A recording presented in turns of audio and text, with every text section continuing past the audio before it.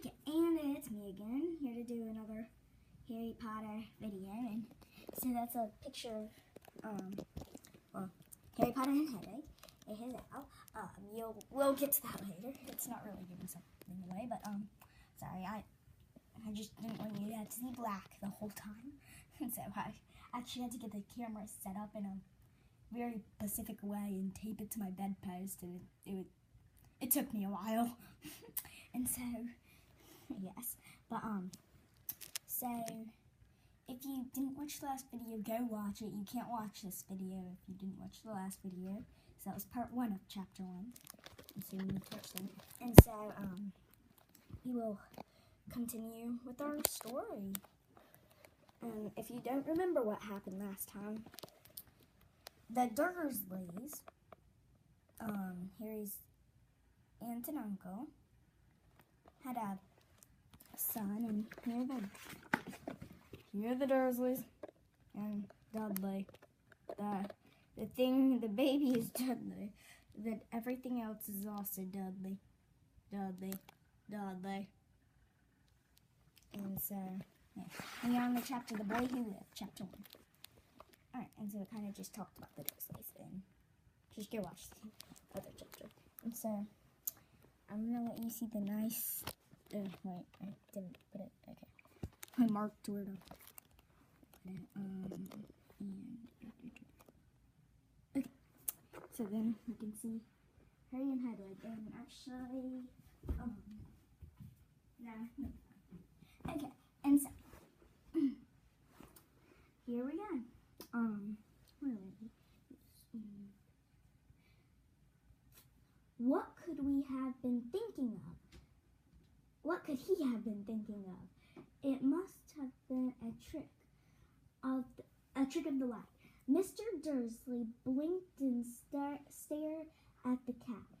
It stared back as Mr. Dursley drove around the corner and up the road. He watched the cat in his mirror.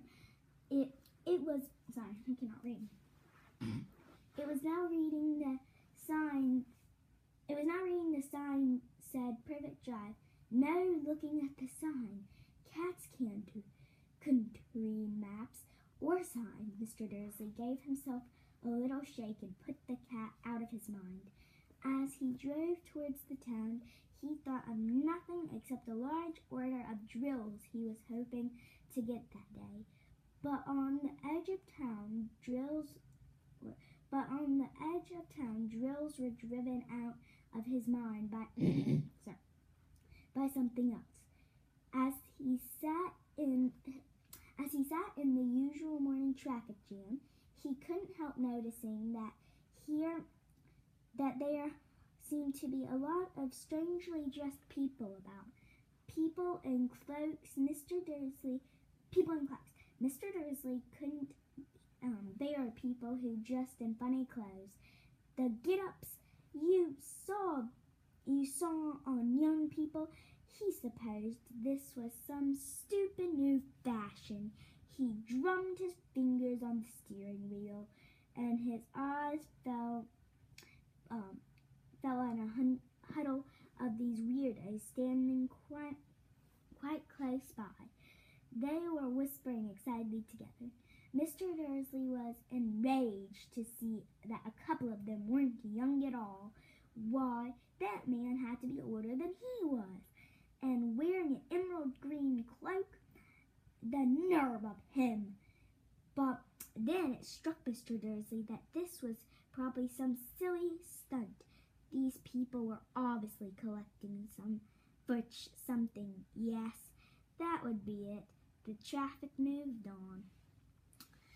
And a few minutes later, Mr. Dursley arrived in the Grunnings car. Sorry, I cannot say this word. The place he works at.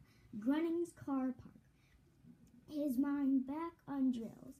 Mr. Dursley always sat with his back to the window in his office on the ninth floor. If he hadn't, he might have found it harder to concentrate on drills that morning. He didn't see the owl swooping past and bore in broad daylight, though people down the street did. They pointed and gazed open-mouthed as owl after owl sped overhead. Most of them had never seen an owl, even at night-time. Mr. Dursley, however, had a perfectly normal owl-free morning.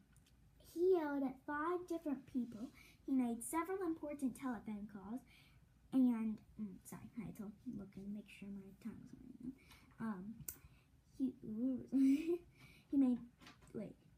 He made several important telephone calls and shouted a bit more.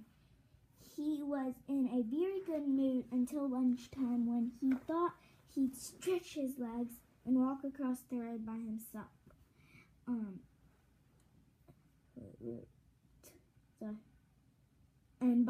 A bun from the baker's opposite.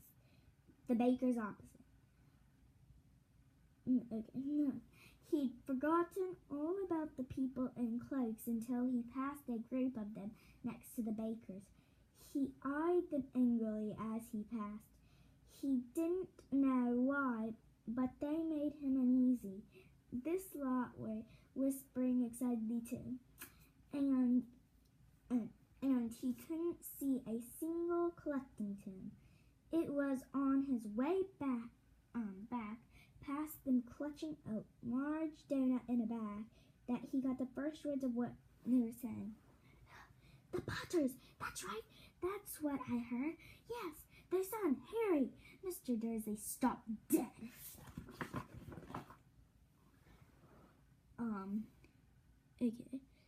About to run out of time. Fear flooded him. He was dead in his tracks. Fear flooded him. He looked back at the whispers as if he wanted to say something to them, but thought, oh wait, I never showed you it wasn't even a big picture. Here.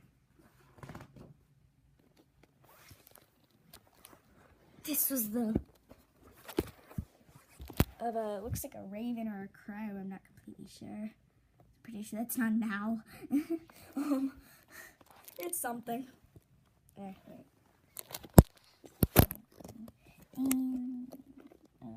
Oh, wow, I almost hit the button to stop recording. That would not have been good.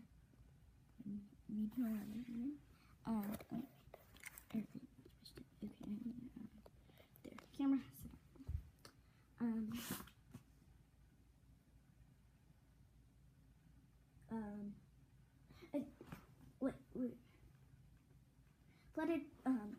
He looked back at the whispers as if he wanted to say something to them, but thought better of it. He dashed back across the road, hurried up to his office, snapped at his security not to disrupt him, seized his telephone, and had almost finished dialing his home number when he changed his mind. He put the receiver back down and stroked his mustache, thinking, no, he was being stupid. Potter wasn't such an unusual name. He was sure there were lots of people called Potter who had a son called Harry. Come on, think of it. He wasn't even sure if his nephew was called Harry. But, okay, I need to finish up. There's no point in worrying Mrs. Dursley. She always got so upset at any mention of her sister. He didn't blame her if he'd had a sister like that.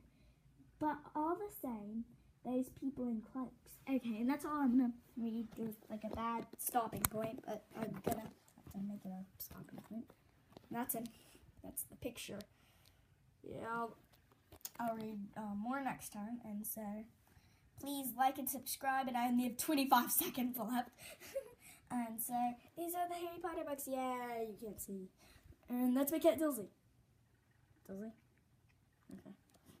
And so bye. Please like and subscribe. See you next time.